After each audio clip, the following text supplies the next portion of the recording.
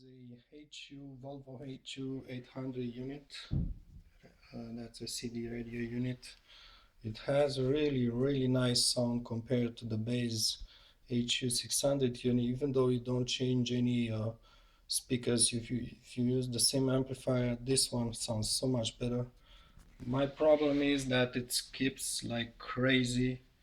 The HU-600 didn't ever skip at all, and this one, the 800, is skipping on any single crack on the road. So it's like every 2, 3, 4, 5 seconds is skipping. So I just cannot listen CDs on it. So I had to remove it from the car. Once you have it in your hand, you need to absolutely disconnect your car battery, because otherwise, on the moment you unplug, I'm not sure if you need to have the key remove it from the contact, but if you unplug it and the key is in contact, you will get an SOS message. So yep, once out of the car, you just have a thick metal bracket all around. It has 5 Torx screws, T25. That bracket is secured. This cover, you just remove it once you get the bracket off, but just because so that small box has like 2 tiny tabs on the side. You just slip it forward like this, but it has 2 tabs, top and bottom, and you need to just use a small knife or something, or blade, to release it from the bracket. So once you do this, you have a cover here, has 4 small screws, 2 on the rear, 1 in the front, 2 on the front. Then you can reach to the CD unit itself. It looks like this. Just one good thing about this is that this oftentimes is stacking CDs in there inside. So if your CD is stuck, you have this opening, so you may just in some way push the CD out of there, or just unstuck them. But anyhow, so once you reach this, it has it stays in the has its own bracket, and you need to remove the whole CD unit with this bracket. Just remove it in one single piece, and to do so you have, if I remember well, on each side I think you have 1 screw there, and that must be another screw in the front. So 2 screws on each side, and you remove the CD unit along with the bracket.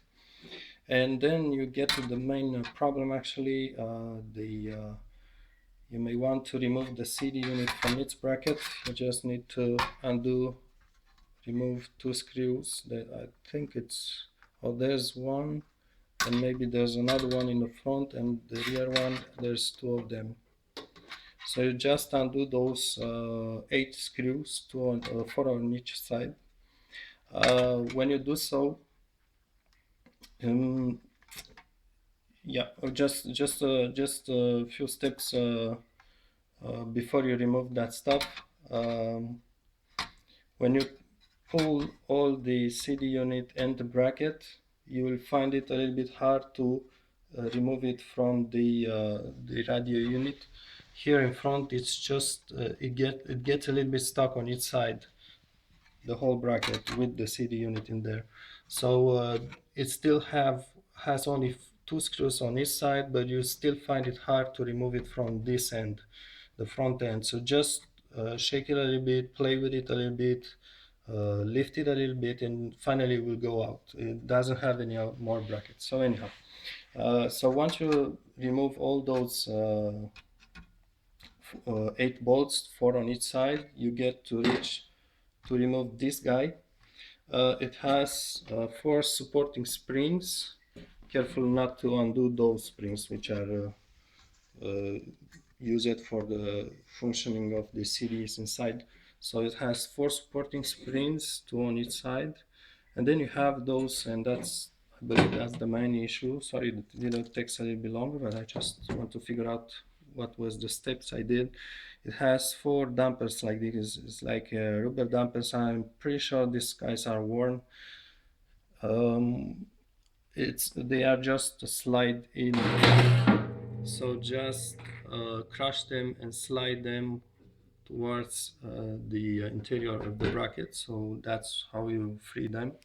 So if you look at these guys, I noticed where's the upside. You may want just to turn them 180 degrees. Maybe that way they will work, even still work for some time. I'm about to replace the rubber dampers.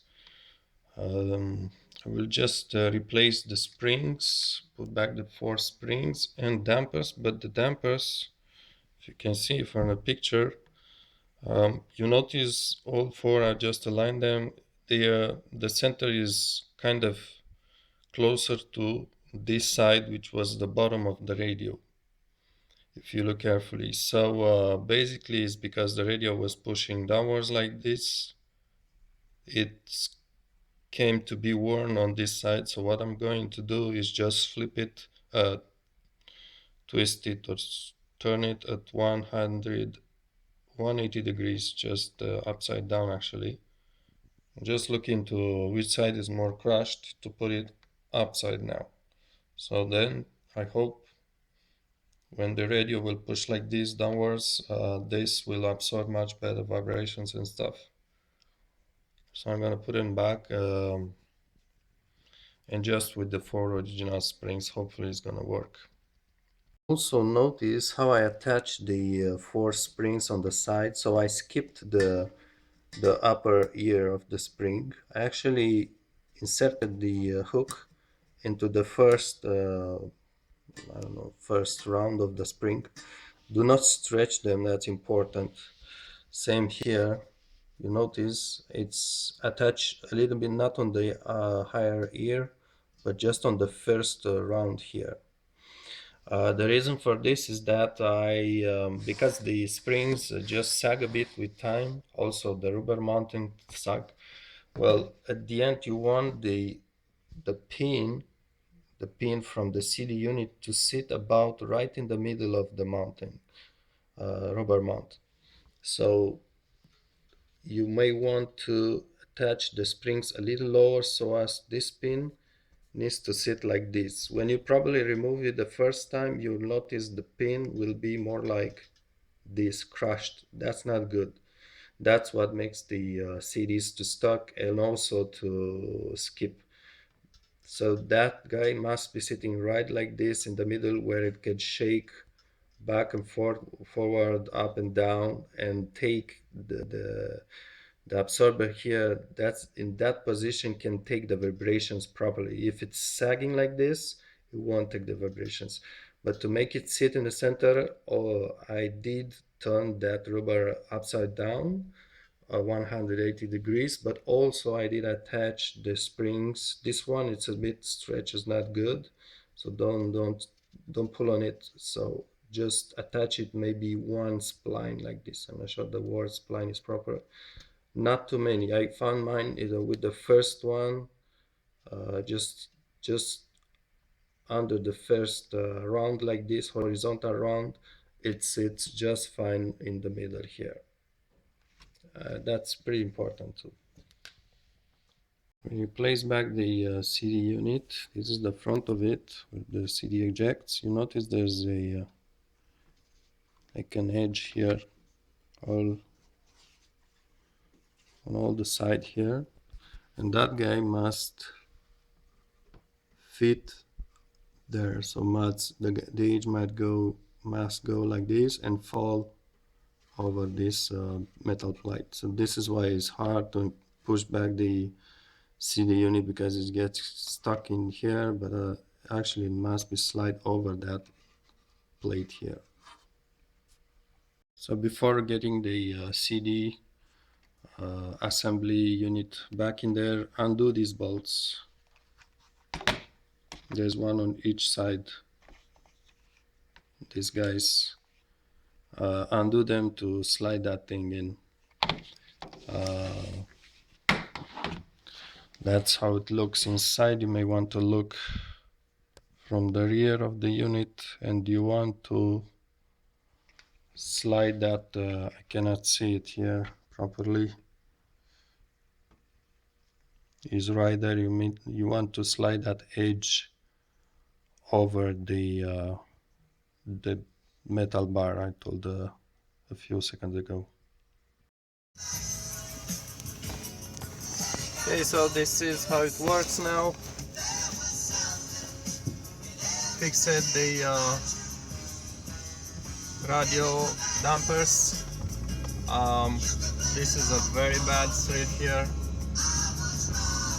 and it would have kept skipping, skip. It's full of cracks here, so it would have really kept skipping. Couldn't listen to music even for 5 seconds in a row. So that was the issue. It's the issue itself is simply to fix, but removing and especially putting back the CD unit,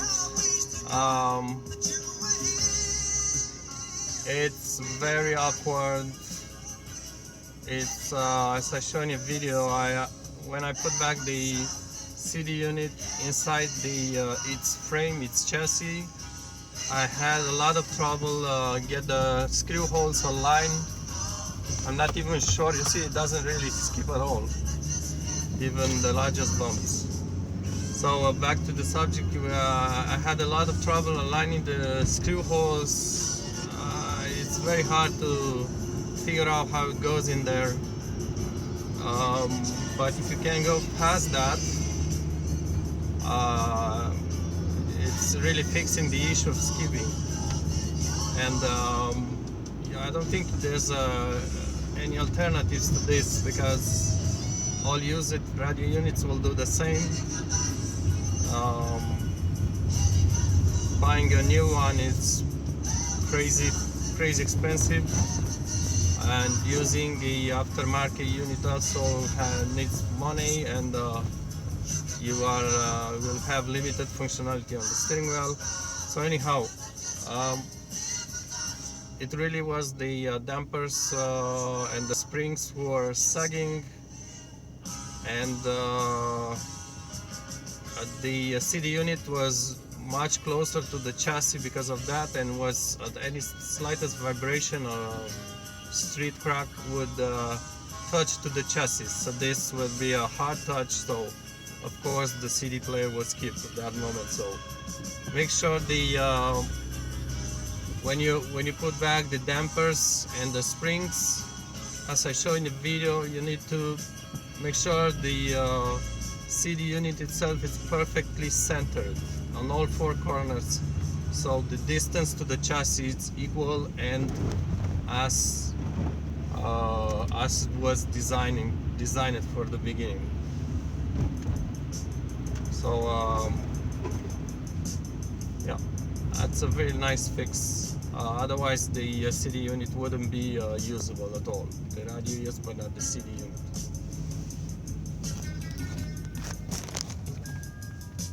And also now being the dampers being fixed, the CD unit is properly aligned with the CD slot here. So now I don't have any more issues with the CDs not ejecting from there. Because when the CD unit, because of dampers, were sagging like this towards the bottom of it, this slot wasn't aligned anymore with the slot on the CD unit itself. So the CD itself would kick on either top or bottom here, would just not exit properly. So that's another common issue with those HU-800 units.